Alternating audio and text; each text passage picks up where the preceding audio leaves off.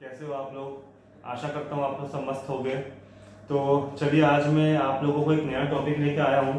But topic शुरू करने से पहले मैं आप लोगों को मेरे अपने बारे में बता देता हूँ। मेरा नाम मनीष जैन है और आज मैं आप लोगों को एक नया टॉपिक बताने वाला हूँ जो आपको अपनी लाइफ में जो भी अपने सर्विस क्लास लोग हैं, जो भी जॉब करते हैं, प्रोफेशनल्स हैं, जिनकी इनकम महीने की 50,000 रुपये तक की होती है ना, वो अपने लाइफ को कैसे फाइनेंशियली प्लान कर सकते हैं। करेक्ट। चलिए शुरू करते हैं। तो जिन जिन भाई लोगों की सैलरी महीने की 50,000 रुपये तक की है, वो लोग अपनी लाइफ को कैसे फाइनेंशियली सिक्योर कर सकते हैं। करेक्ट। होता क्या है, देखिए, हम लोग पढ़ाई पूरी करते हैं अपनी लाइफ में, उसके बाद हम लोग की अच्छी कंपनी में जॉब करते हैं, या अगर आप लोग कोई सीए हैं या डॉक्टर हैं या इंजीनियर हैं तो आप लोग कुछ एक अच्छा प्रोफेशन आप लोगों ने चूज़ करके रखा है। होता क्या है, उसमें आप लोग की सैलरी मिनिमम आजकल जो महंगाई को देखते हुए किसी की सैलरी 20,000 होती है महीने की, किसी की 30 होती है, किसी की 40 होती है, किसी की लाखों में भी सैलरी होती है।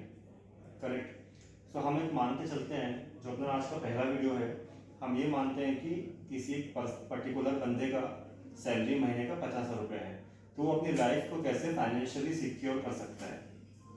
होता क्या है, पैसे आते हैं, हम उसको दोस्तों के साथ खाना वाना खा लिया हमने, होटल में ढाबा में पार्टी कर लिया हमने, नया आईफोन खरीद लिया हमने, या फिर कुछ नया स्पोर्ट्स बाइक खरीद लिया हमने, उसकी ईएमआई पे ही हमारी पूरी सैलरी चले जाती है महीने का। क्योंकि महीने के जो बाकी खर्चे भी, घर के खर्चे भी देने होते हैं आप लोगों को, परिवार को। फिर अगर आप वो शादीशुदा हो तो आपके अपने बीवी के खर्चे भी है, बच्चे के भी खर्चे होते हैं, पढ़ाई के, एजुकेशन के, वो सब चीज़ों का आपको ध्यान रखना होता है। करेक्ट। तो इन सब खर्चों को जब अपन लेके चलते हैं साथ में, तो हम लोग फाइनेंशियल प्लानिंग नहीं कर पाते हैं। और फाइनेंशियल प्लानिंग नहीं करने से क्या होता है, आगे चल के हमें बहुत ज़्यादा समस्याओं को सामना करना पड़ता है। ठीक है। तो आज मैं यही टॉपिक पे बात करना चाहता हूँ। सबसे पहले देखिए, अगर आपको स्क्रीन पे दिख रहा होगा, मैंने स्क्रीन यहाँ एलईडी में भी डिस्प्ले किया है। टर्म इंश्योरेंस प्लान जो है मिनिमम 2 करोड़ रुपए का। टर्म इंश्योरेंस क्या होता है भाई लोग, जैसा आप लोगों का किसी के पास बाइक है या कार है तो आप लोग उस गाड़ी का इंश्योरेंस करवाते हो। जनरली वो इंश्योरेंस 12 महीने का होता है। तो 12 महीने के अंदर आपकी गाड़ी खराब हो गया या चोरी हो गया या गाड़ी टोटल डैमेज हो गया तो आप उसको इंश्योरेंस में क्लेम करवाते हो। तो उसके बदले में जो आपका खर्चा होता है गाड़ी रिपेयरिंग का, वो सारा इंश्योरेंस कंपनी पे करता है। बट अगर आपने पूरे साल में कोई भी क्लेम नहीं किया तो आपको पैसे वापस नहीं मिलेंगे। तो ठीक उसी तरीके से टर्म इंश्योरेंस क्या होता है, वो भी एक तरीके का इंश्योरेंस होता है जिसमें आपको हर साल प्रीमियम पे करना पड़ता है, या हर महीने भी कर सकते हो आप। बट अगर आपकी मृत्यु हो गई, भगवान ना करे किसी कारणवश, तो आपको कंपनी के द्वारा एक अच्छा मोटा रकम मिलता है। बट अगर आपने मान लीजिए मृत्यु नहीं हुई आपकी 85 साल तक, 90 साल तक, 100 साल तक, तो पैसे आपको वापस नहीं मिलते। बट मान के चलते अपन कि हिंदुस्तान में या भारत में लोगों का जनरली जो एज होता है, मैक्सिमम एज, वो 85 ईयर्स तक का होता है। रेडी। तो टर्म प्लान जो मैं आपको बता रहा हूँ कि आपको अपने लाइफ में मिनिमम 1 करोड़ का या 2 करोड़ का टर्म प्लान तो आपको लेना ही चाहिए। जैसे आप देख रहे हैं महंगाई दिन पे दिन बढ़ती जा रही है, तो मान लीजिए अगर आपने टर्म इंश्योरेंस लेके रखा है अपनी लाइफ का, क्योंकि आप घर के जो फैमिली के आप अर्निंग मेंबर हो, अगर भगवान ना करे आपको कुछ हो गया तो आपके घर वालों का पालन पोषण कौन करेगा, घर का जो खर्चा वो कौन भरेगा।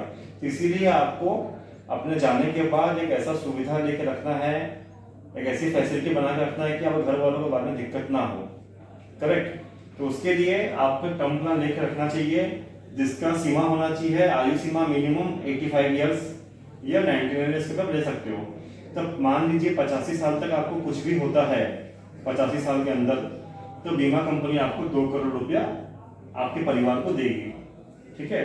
ये बहुत ही जरूरी है भाई लोग। तो जो हमारे दोस्त हैं, जो भी लोग जॉब करते हैं, जैसे ही आपने जॉब चालू किया, कम उम्र में अगर आपने इंश्योरेंस ले लिया है तो आपका प्रीमियम भी आपको कम पड़ता है। अगर ज्यादा उम्र में आप इंश्योरेंस प्लान लोगे टर्म प्लान, तो आपको प्रीमियम ज्यादा देना पड़ता है। ठीक है। इसीलिए मैं आपको सजेस्ट करता हूँ कि टर्म इंश्योरेंस हमेशा 2 करोड़ का मिनिमम लेके रखें। ठीक है। अगला जो अपना फाइनेंशियल प्लानिंग है वो क्या है, वो है आपका हेल्थ इंश्योरेंस प्लान। करेक्ट। जो भी भाई लोग आप लोग पता है बीच में अभी कोविड आया था, कभी कोविड आता है कभी कुछ आता है, या मान लीजिए आपके घर में आपकी मिसेस हैं, उनको आपको डिलीवरी करवाना है, तो मेडिकल खर्चे इतने बढ़ चुके हैं भारत में, अगर आपको छोटा सा बुखार भी होता है तो उसमें हजारों का बिल बन जाता है। अगर आप अपने घर में अपने वाइफ का डिलीवरी कराने जाओगे तो लाखों रुपए के बिल बन जाते हैं। अभी कोरोना में लोगों का लाखों रुपए खर्च हो गया। बट अगर आपके पास उस समय हेल्थ इंश्योरेंस होता तो आपको वो पैसे अपने जेब से भरने नहीं पड़ते, वो पैसे आपका बीमा कंपनी भरता। करेक्ट। तो इसीलिए जितने भी लोग भाई लोग आज हमारे साथ जुड़े हैं वीडियो में, जो भी लोग आप लोग जॉब करते हो तो कम उम्र में ही शुरुआत से ही डे 1 से आप लोगों को हेल्थ इंश्योरेंस लेके रखना है। अब हेल्थ इंश्योरेंस कितने का लेना चाहिए हमको? देखिए, हेल्थ इंश्योरेंस जो होता है वो भी इंश्योरेंस टर्म प्लान के जैसे, लाइफ इंश्योरेंस के जैसे हर साल आपको उसका प्रीमियम भरना पड़ता है। तो मान के चलिए मिनिमम आपको 10 लाख का हेल्थ इंश्योरेंस होना ही चाहिए। और उसमें आपको किन किन लोगों को ऐड करवाना है? आपको खुद को ऐड करना है, अगर आपकी बीवी है तो बीवी को ऐड करना है, और आपके जितने भी बच्चे हैं उन सब लोगों को आपको अपने हेल्थ इंश्योरेंस में ऐड करना है। उससे क्या होगा, अगर आपके घर में किसी की भी तबीयत खराब होती है तो बीमा कंपनी उस पर खर्चा भरेगा। ठीक है, चलिए आगे बढ़ते हैं अपन। तीसरा जो फाइनेंशियल प्लानिंग है वो है आपका इमरजेंसी फंड। अब भाई लोग, आप लोगों ने कहीं ना कहीं टर्म प्लान सुना होगा, term insurance plan, health insurance सुना होगा, बट ज्यादातर लोगों के बारे में नहीं सुना होगा। तो इमरजेंसी फंड क्या है, मैं हमने क्या लिखा है देखिए, 6 month salary deposited in liquid fund. ठीक है, मान लीजिए आपकी महीने की सैलरी है 50,000 रुपए, तो 6 महीने का सैलरी कितना हो गया? 3 लाख। लिक्विड फंड क्या होता है? लिक्विड फंड जनरली एफडी होता है। करेक्ट। आपको 3 लाख रुपए एनी टाइम अपने बैंक अकाउंट में एफडी के तौर पे रखना है, ताकि भगवान ना करे, खुदा ना खास्ता, अगर आपकी नौकरी चले गई और अगर आपको नौकरी मिलने में देरी हो रहा है तो आपको घर का पालन पोषण कैसे होगा? तो उस समय आपका इमरजेंसी फंड काम आएगा। तब आप अपने इमरजेंसी फंड में जो आपका एफडी का पैसा है उसको तोड़ के उस पैसे से आप लोग अपना घर चला सकते हो। ठीक है, तो ये होता है भाई लोग इमरजेंसी फंड, ताकि आपके बुरे समय में अगर आपका जॉब चले गया या अगर आप दूसरा जॉब ढूंढ रहे हैं तो उस समय आपको किसी के सामने हाथ फैलाने की जरूरत नहीं है। चलिए मैं आप लोगों को जो अपना चौथा प्लानिंग है उसके बारे में बताता हूँ। चौथा प्लानिंग है आप लोगों को भाई लोग पेंशन फंड। तो आप लोगों को पता है कि पहले जो लोग गवर्नमेंट जॉब करते थे उनको गवर्नमेंट पेंशन देती थी, बट जो लोग प्राइवेट जॉब करते हैं उनको कोई पेंशन, और आजकल तो कई सारे गवर्नमेंट डिपार्टमेंट में हो चुका है। ठीक है, आप लोगों को पता है भाई लोग, जो भी आप लोग नौकरी करते हो, आप लोगों की नौकरी की मैक्सिमम आयु सीमा क्या है? 60 वर्ष। तो 60 साल के बाद आप लोग नौकरी नहीं कर सकते। तो उसके बाद आपका भरण पोषण कौन करेगा? आपको इनकम कहाँ से मिलेगा? तो उसके लिए आपको आज से ही प्लानिंग करना पड़ेगा, डे 1 से।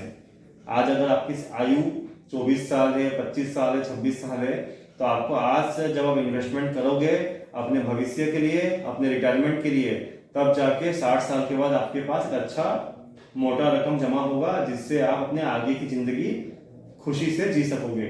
ठीक है, तो उसके लिए आपके पास एक पेंशन फंड होना बहुत जरूरी है। अब पेंशन फंड आपको किसमें करना है?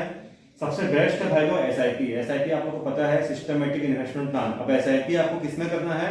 एसआईपी आपको करना है म्यूचुअल फंड में। म्यूचुअल फंड में आपको हर महीने मिनिमम कितना रुपए डालना है? आपके सैलरी का 10%। कितना होता है? 5,000 रुपए। जब आप हर महीने अपनी सैलरी का 10% इन्वेस्टमेंट करोगे म्यूचुअल फंड में, और म्यूचुअल फंड का मिनिमम देखोगे भाई लोग जो रिटर्न होता है वो होता है 12% का, तो आपके पास जब आप 60 साल के हो जाओगे तो आपके पास 1.5 करोड़ रुपए से भी ज्यादा का रकम जमा हो जाएगा। तो उस 1.5 करोड़ रुपए से आप तो अपनी बाकी की जिंदगी आराम से जी सकते हो भाई लोग, क्योंकि उस 1.5 करोड़ रुपए का आप खर्च तो करोगे नहीं। आप उस 1.5 करोड़ को फिर आप एफडी में जमा करोगे तो उसका जो ब्याज आएगा 1.5 करोड़ का, उस ब्याज के रकम से ही आपका घर चल जाएगा, और आपका जो 1.5 करोड़ रुपया है वो आपके पास सेफ रहेगा हमेशा के लिए। करेक्ट। तो इसीलिए भाई लोग, जब आप नौकरी ज्वाइन करते हो, जब आपकी सैलरी चालू होती है, आपको डे 1 से ही म्यूचुअल फंड में इन्वेस्टमेंट करना चाहिए। म्यूचुअल फंड में इन्वेस्टमेंट क्यों करना है? आपका पेंशन फंड के लिए, ताकि रिटायरमेंट के बाद आपको कहीं पे भी अपने बच्चों के सामने, अपने परिवार में किसी के सामने हाथ फैलाना ना पड़े, ना आपको नीचा देखना पड़े।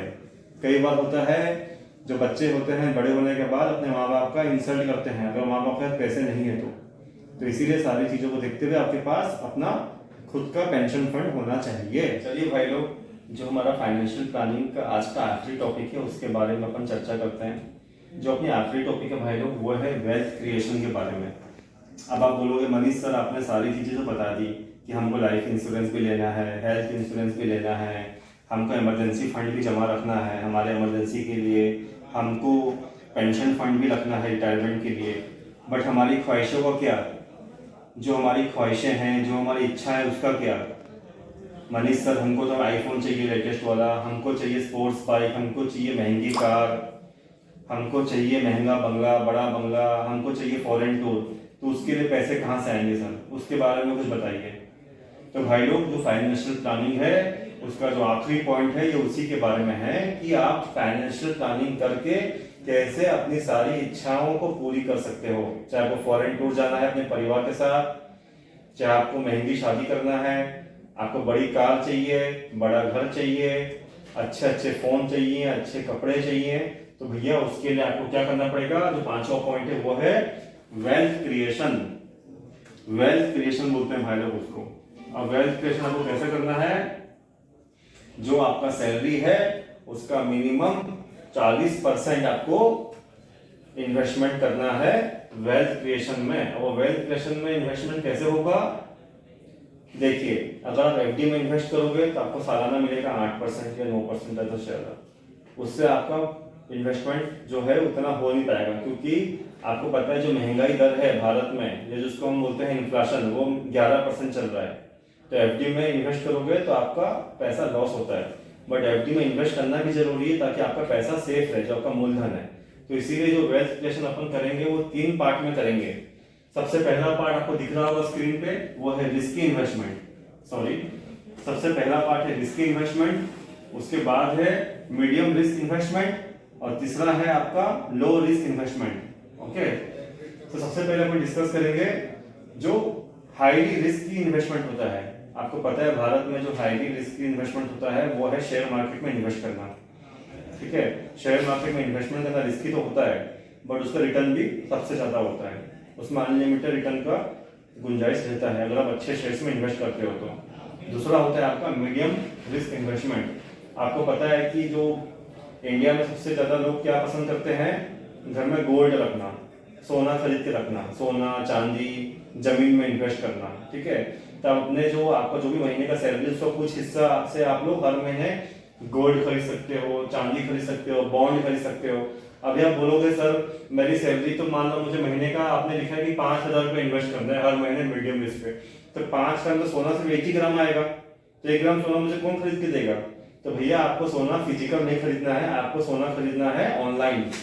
उससे आप 100 रुपए का सोना भी खरीद सकते हो हर महीने। उसको बोलते हैं हम डिजिटल गोल्ड, या उसको बोलते हैं हम SGB, सॉवरेन गोल्ड बॉन्ड, जो गवर्नमेंट इशू करता है। ठीक है, और जो तीसरा टाइप का आपका इन्वेस्टमेंट है भाई वो है लो रिस्क इन्वेस्टमेंट, जिसमें रिस्क सबसे कम होता है बट इसमें रिटर्न अच्छा होता है और आगे चल के आपको वो फायदा देता है। वो है आपका लैंड, प्रॉपर्टी में इन्वेस्ट करना। अगर आपके आसपास कोई छोटा सा कोई फ्लैट मिल रहा है 1 BHK 2 BHK या कोई छोटा सा जमीन मिल रहा है तो उसमें इन्वेस्ट कर सकते हो होम लोन लेके। आप अगर होम लोन लोगे तो आपको टैक्स में बेनिफिट होगा और साथ में आप कुछ सालों में उसके मालिक बन जाओगे। करेक्ट, आप चाहो तो आप उस फ्लैट को किराए पे दे सकते हो तो आपका रेंटल इनकम भी चालू हो जाएगा। उस रेंटल इनकम से जो पैसे आएंगे आपके, उससे आप उस फ्लैट का किस्त भर सकते हो, लोन का किस्त। ठीक है, तो भैया ये था आज का टॉपिक, जो है जिन जिन भाइयों का सैलरी महीने का 50,000 रुपया होता है उसको हम लोग उस पैसे को हम कैसे इन्वेस्ट कर सकते हैं अच्छे तरीके से, और अच्छे तरीके से हम घर भी चला सकते हैं और हमारा भविष्य को भी सिक्योर कर सकते हैं। अगर आपको मेरा वीडियो अच्छा लगा, अगर जो मैंने आपको जानकारी आज दी है वो आपको अच्छा लगा तो प्लीज भाई लोग उसको लाइक कीजिए, शेयर कीजिए, सब्सक्राइब कीजिए। अगर आपको कुछ कमेंट करना है, अगर लगता है कि मेरे इस वीडियो में कुछ मैंने गलती की है तो आप प्लीज मुझे सुझाव दीजिए कमेंट में डाल के, ताकि मैं अपने अगली वीडियो में उसको सुधार सकूं। थैंक यू सो मच भाई लोग, धन्यवाद।